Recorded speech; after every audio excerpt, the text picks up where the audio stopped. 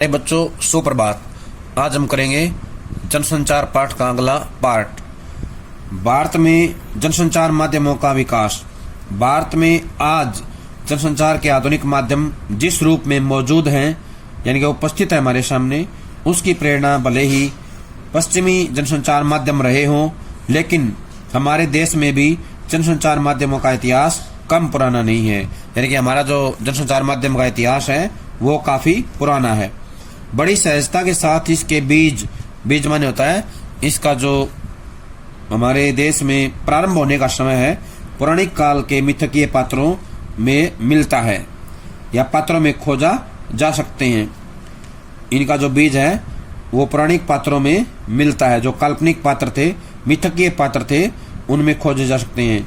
देवर्षि नारद को भारत का पहला समाचार वाचक माना जाता है। यानी कि ये जो है धरतीलोक की खबर जो है स्वर्ग में, स्वर्ग की जो है धरतीलोक पर, इस तरह से देवताओं और धरतीलोक के बीच में संबंध स्थापित करने का काम करते थे। ये जो है हमारे समाचार वाचक थे, जो वीणा की मधुर झनकार के साथ धरती और देवलोक के बीच संवाद सेतु थे, संवाद का काम करते थे।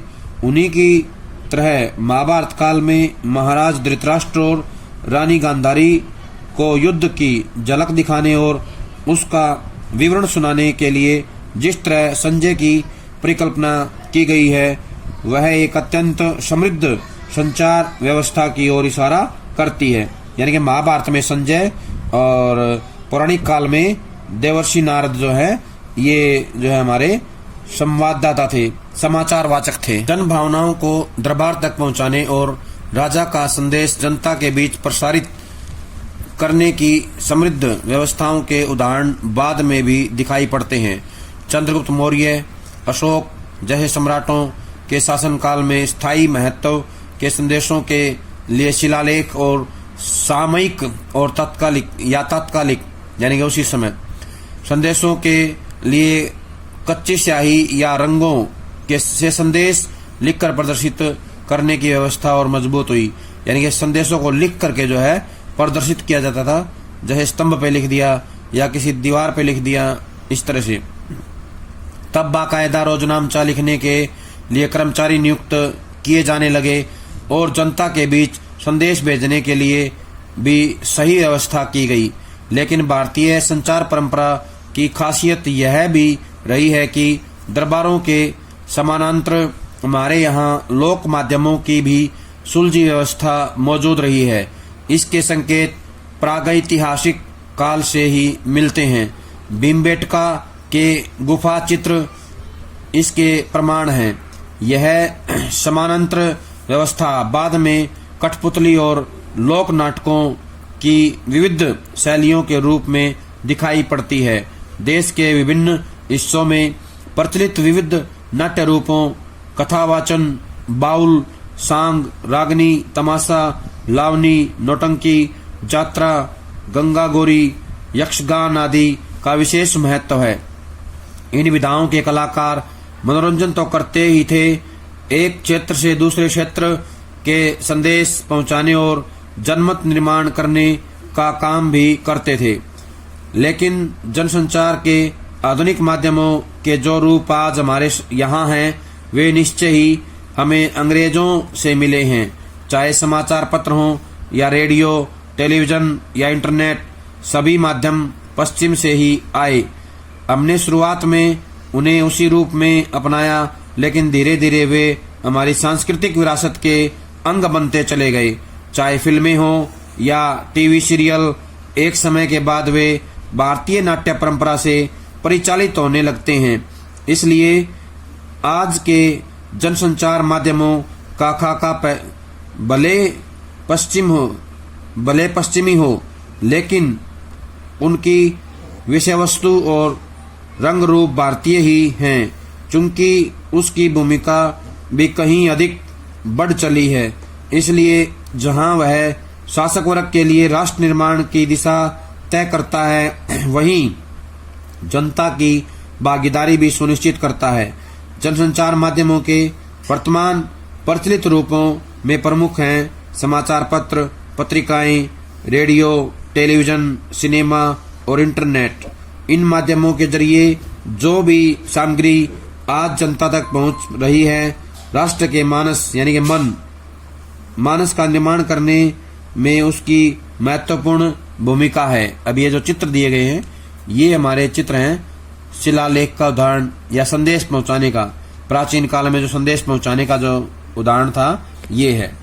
जैसे भीमबेटका के गुफा चित्र, भीमबेटका के गुफा चित्र हैं ये जो चित्र हैं बता रहे हैं हमें उस समय लोग कितने समृद्ध थे, कलाकृतियां कितनी समृद्ध थी। ये जो चित्र हैं इस तरह के चित्रों के माध्यम से संदेश भेजे जाते थे। ये है महाराष्ट्र का लावनी नृत्य। क्या है? महाराष्ट्र का लावनी नृत्य। ये हमारी लोक कलाओं में आते हैं। जैसे हमारा कथावाचन हो गया, बाउल, सांग, रागनी, तमाशा, लावनी, नौटंकी, ये नाट्य रूप है। क्या है? ये हमारे नाट्य रूप हैं। इनके द्वारा भी जो है कलाकार संदेश पहुंचाते थे, लोगों के अंदर जो है अपनी सूचनाएं देने का काम करते थे। समाचार पत्र पत्रिकाएं ये आधुनिक जनसंचार माध्यम में आते हैं। समाचार पत्र और पत्रिकाएं जनसंचार की सबसे महत्वपूर्ण या मजबूत कड़ी पत्र पत्रिकाएं या प्रिंट मीडिया ही है। समाचार पत्र और पत्रिकाएं किस में आएंगी? प्रिंट मीडिया में। छपाई वाले माध्यम किस में आते हैं? प्रिंट मीडिया में। हालांकि अपने विशाल दर्शक वर्ग और तीव्रता के कारण रेडियो और टेलीविजन की ताकत ज्यादा मानी जा सकती है, लेकिन वाणी को शब्दों के रूप में रिकॉर्ड करने वाला आरंभिक माध्यम होने की वजह से प्रिंट मीडिया का महत्व हमेशा बना रहेगा। आज भले ही प्रिंट, रेडियो, टेलीविजन या इंटरनेट किसी भी माध्यम से खबरों के संचार को पत्रकारिता कहा जाता है या कहा जाता हो, लेकिन आरंभ में केवल प्रिंट माध्यमों के जरिए खबरों के आदान प्रदान को ही पत्रकारिता कहा जाता था। इसके 3 पहलू हैं। पहला, समाचारों को संकलित करना, दूसरा, उन्हें संपादित कर छपने लायक बनाना, और तीसरा, पत्र या पत्रिका के रूप में छपकर पाठक तक पहुंचाना। हालांकि तीनों ही काम आपस में गहरे जुड़े हैं, लेकिन पत्रकारिता के तहत हम पहले 2 कामों को ही लेते हैं, क्योंकि प्रकाशन और वितरण का कार्य तकनीकी और प्रबंधकीय विभागों के अधीन होते हैं, जबकि रिपोर्टिंग और संपादन के काम के लिए एक विशेष बौद्धिक और पत्रकारीय कौशल की अपेक्षा होती है। जहां बाहर से खबरें लाने का काम संवाददाताओं का होता है, वहीं तमाम खबरों, लेखों, फीचरों को व्यवस्थित करके तरीके से संपादित करने और सुरुचिपूर्ण ढंग से छापने का काम संपादकीय विभाग में काम करने वाले संपादकों का होता है। आज पत्रकारिता का क्षेत्र भी बहुत व्यापक हो चला है। खबर का संबंध किसी एक या 2 विषयों से नहीं होता है। दुनिया के किसी भी कोने की घटना समाचार बन सकती है, बशर्ते कि उसमें पाठकों की दिलचस्पी हो या उसमें सार्वजनिक हित निहित हो। हालांकि दुनिया में अखबारी पत्रकारिता को अस्तित्व में आए 400 साल हो गए हैं। सभी याद रखेंगे, अखबारी पत्रकारिता को कितने साल हो गए हैं? 400 साल हो गए हैं।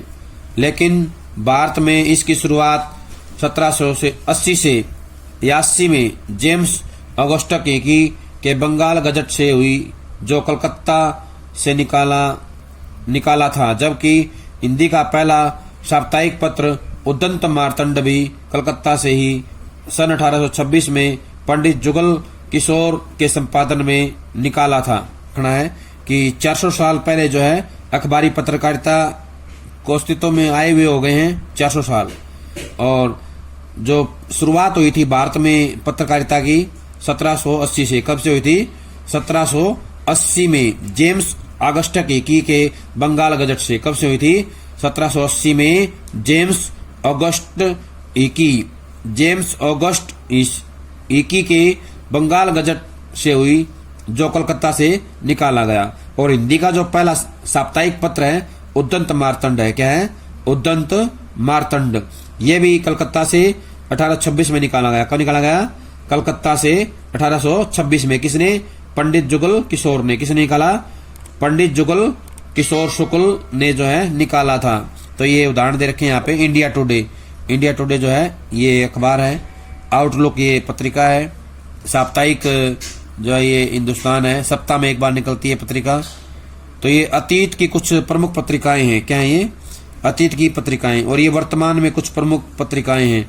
तो ये निकाली गई थी पत्रिकाएं, पत्रिकाओं के उदाहरण है ये। सबसे पहले ये दिया गया है आजादी के दिन का हिंदुस्तान। क्या है ये? आजादी के दिन का हिंदुस्तान। उसके बाद हिंदी के विकास में अग्रणी भूमिका निभाने वाली पत्रिका है सरस्वती, निभाने वाली सरस्वती। प्रेमचंद द्वारा संपादित हंस, ये हंस है। हंस का पहला अंक 20वीं सदी के साहित्यिक बदलाव का प्रमुख पत्र मतवाला, मतवाला भी जो है ये निराला द्वारा निकाला गया था।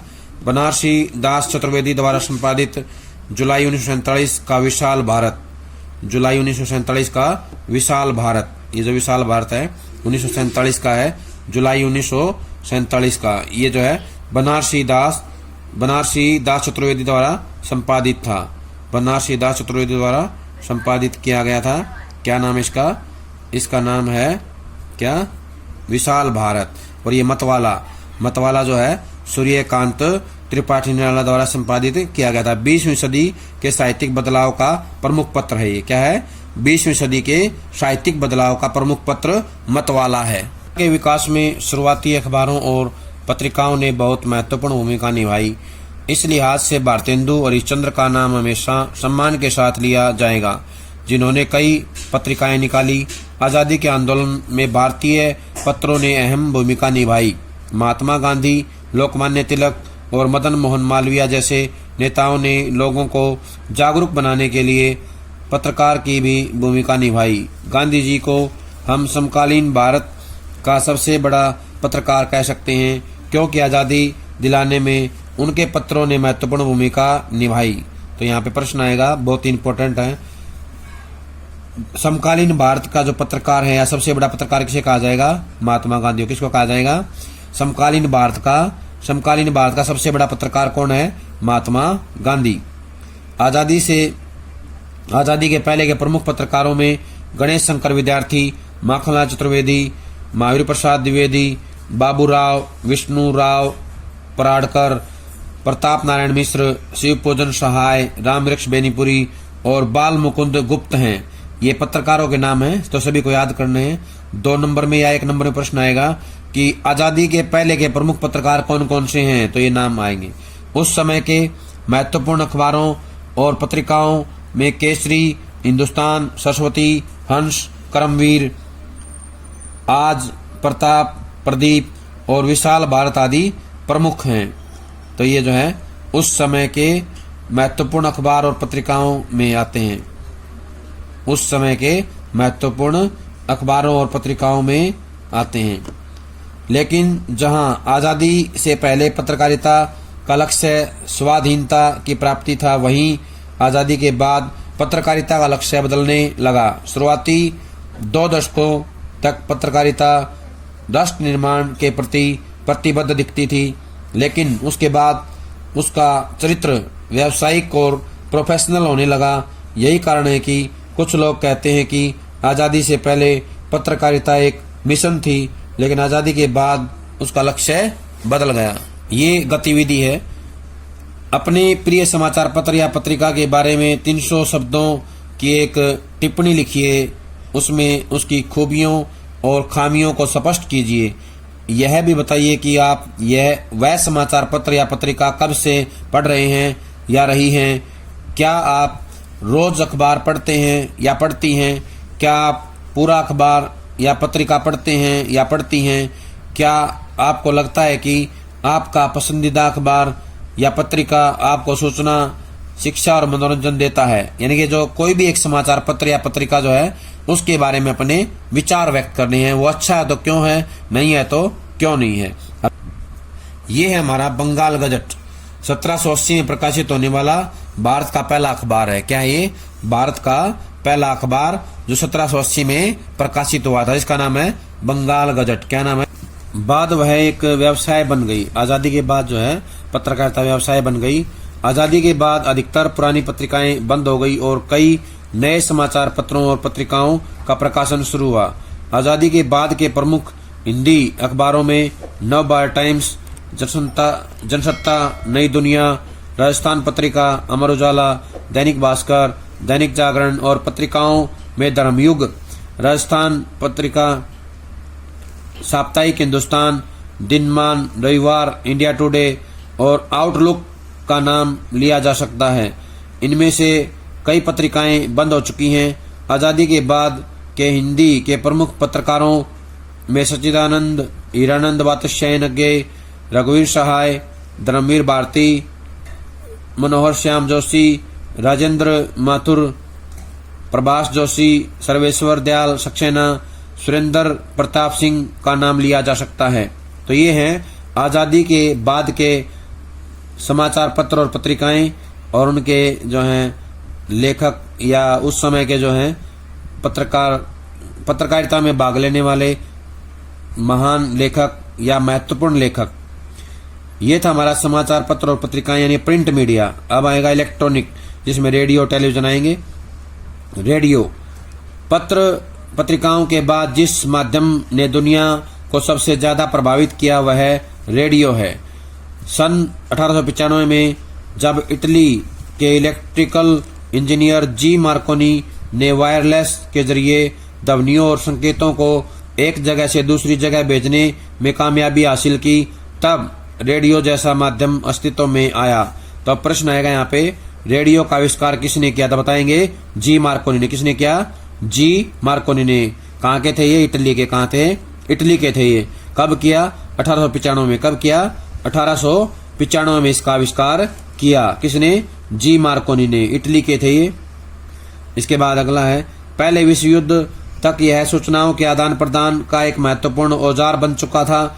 शुरुआती रेडियो स्टेशन 1892 में अमेरिकी शहर पिट्सबर्ग, न्यूयॉर्क और शिकागो में खुले। तो यहाँ पर प्रश्न बनेगा, शुरू में रेडियो स्टेशन कहाँ कहाँ खुले? तो बताना है 1892 में अमेरिकी शहर पिट्सबर्ग, न्यूयॉर्क और शिकागो में खुले। 3 जगह जो है खुले थे 1892 में। भारत में भी लगभग इसी समय रेडियो की शुरुआत हुई। 1921 में मुंबई में टाइम्स ऑफ इंडिया ने डाक तार विभाग के सहयोग से संगीत कार्यक्रम प्रसारित किया। तो बताना है, भारत में 1921 में जो है शुरुआत हुई थी। भारत में भी लगभग इसी समय रेडियो स्टेशन की शुरुआत हुई थी। लगभग इसी समय जब दुनिया में आया था, विश्व में आया था, अमेरिका में आया था, उसी के आसपास जो शुरुआत हो गई थी। 1921 में जो है मुंबई में टाइम्स ऑफ इंडिया 1921 में मुंबई में टाइम्स ऑफ इंडिया ने डाक तार विभाग के सहयोग से संगीत कार्यक्रम प्रसारित किया। 1936 में विधिवत ऑल इंडिया रेडियो की स्थापना की गई। तो यहाँ प्रश्न बनेगा, ऑल इंडिया रेडियो की स्थापना कब हुई? 1936 में। कब हुई? 1936 में ऑल इंडिया रेडियो की स्थापना हुई। और टाइम्स ऑफ इंडिया ने डाक तार विभाग से या सहयोग से कब शुरू किया? 1921 में। कहाँ? मुंबई में। कहाँ किया? मुंबई में 1921 से शुरू किया, 21 में किया। और आजादी के समय तक देश में कुल 9 रेडियो स्टेशन खुल चुके थे। आजादी के समय तक जो है देश में कुल 9 रेडियो स्टेशन खुल चुके थे। लखनऊ, दिल्ली, बम्बई, कलकत्ता, मद्रास, तिरुचिरापल्ली, ढाका, लाहौर और पेशावर।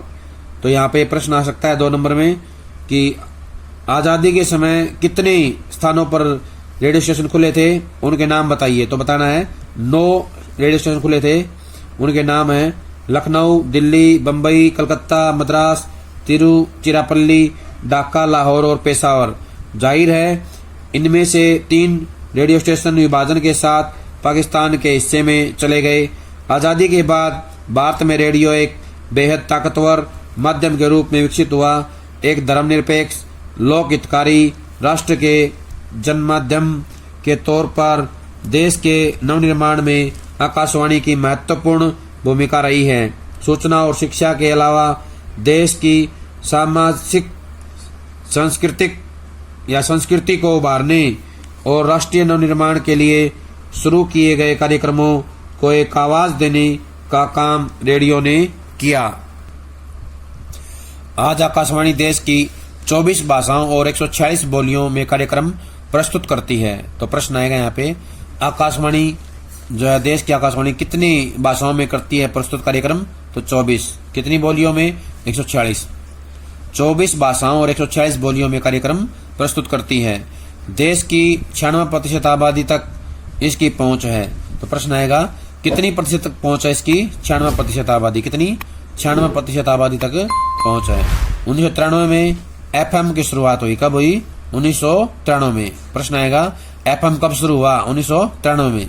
एफएम का पूरा नाम क्या है? तो बताना है, फ्रीक्वेंसी मॉड्यूलेशन। क्या नाम है? Frequency modulation. 1993 में शुरू हुआ था। की शुरुआत के बाद रेडियो के क्षेत्र में कई निजी कंपनियां भी आगे आई, लेकिन अभी उन्हें समाचार और समसामयिक कार्यक्रमों के प्रसारण की अनुमति नहीं है। 1997 में आकाशवाणी और दूरदर्शन को केंद्र सरकार के सीधे नियंत्रण में से निकालकर प्रसार भारती नाम के स्वायत्तशासी निकाय को सौंप दिया गया। तो प्रश्न आएगा यहाँ पे, आकाशवाणी और दूरदर्शन को केंद्र सरकार के नियंत्रण से कब निकाला गया? 1997 से। कब निकाला गया? 1997 में। कब निकाला गया? 1997 में निकाला गया। और किसके अधीन कर दिया गया? प्रसार भारती। किसके हैं? प्रसार भारती के नाम से स्वायत्तशासी निकाय बना दिया। क्या बना दिया? एक स्वायत्तशासी निकाय को सौंप दिया गया। असल में लंबे अरसे तक सरकारी नियंत्रण में रहने के कारण रेडियो में आ गई जड़ता को तोड़ने की पहल 1995 में उच्चतम न्यायालय के एक फैसले ने की। तो अब आएगा, जड़ता को तोड़ने की, रेडियो में जड़ता को तोड़ने की जो है पहल कब की गई? 1995 में। कब की गई? 1995 में। किसके द्वारा? उच्चतम न्यायालय के एक फैसले के द्वारा। कब की गई? उच्चतम न्यायालय के एक फैसले के द्वारा। इस फैसले में कहा गया कि ध्वनि तरंगों पर किसी का एकाधिकार नहीं हो सकता। ध्वनि तरंगों पर किसी का एकाधिकार नहीं हो सकता और उन्हें मुक्त किया जाना चाहिए। एफएम के दूसरे चरण के साथ देश के 90 शहरों में 350 से अधिक निजी एफएम चैनल शुरू हो गए। कितने हो गए? 350 से अधिक निजी एफएम चैनल शुरू हो रहे हैं। इसके साथ ही सामुदायिक या कम्युनिटी रेडियो केंद्रों के आने से देश में रेडियो की नई संस्कृति अस्तित्व में आ रही है। रेडियो एक ध्वनि माध्यम है। इसकी तात्कालिकता, घनिष्ठता और प्रभाव के कारण गांधी जी ने रेडियो को एक अद्भुत शक्ति कहा था।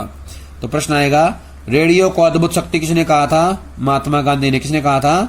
महात्मा गांधी ने। ध्वनि तरंगों के जरिए यह देश के कोने कोने तक पहुंचता है।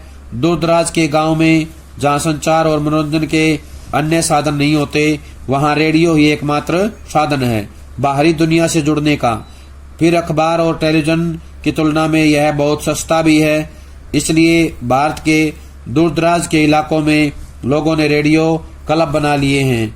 आकाशवाणी के अलावा सैकड़ों निजी एफएम स्टेशनों और BBC, Voice of America, Deutsche Welle radio Germany है, Moscow radio, radio Peking, radio Australia जैसे कई विदेशी प्रसारण और हैम एमेच्योर रेडियो क्लबों का जाल बिछा हुआ है।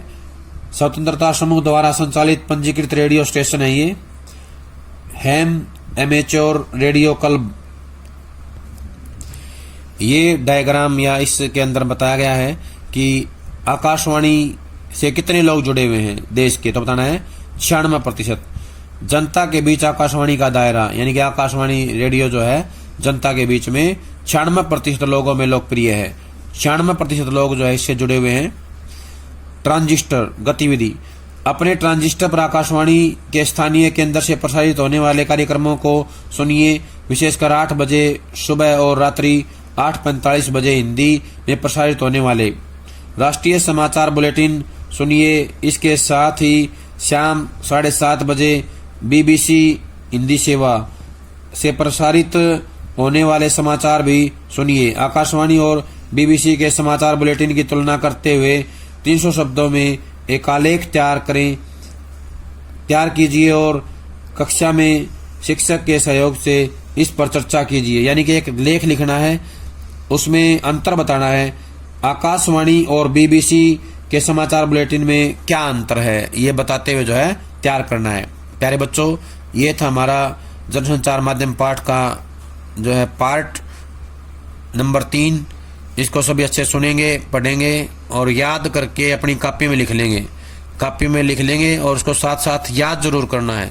जब तक अगली वीडियो नहीं आती है तब तक सभी ये काम कर लें। सभी का बहुत बहुत धन्यवाद।